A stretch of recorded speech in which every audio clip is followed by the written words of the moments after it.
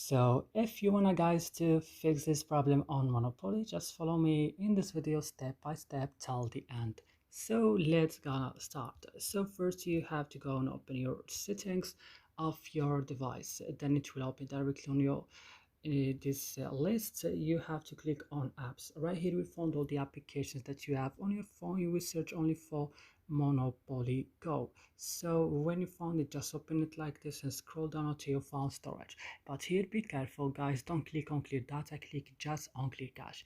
Then you have to back and click on force stop, click again OK, and go to your battery, allow it on optimize its mood as I'm doing, and then you have to go to set as a default, open supported links, go back again and go to permissions, give all the permissions of this stuff like here for example.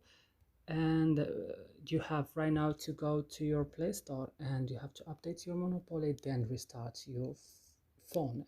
So that's it in this video. I hope this video is useful for you. Don't forget to like, subscribe in our channel. See you in another video.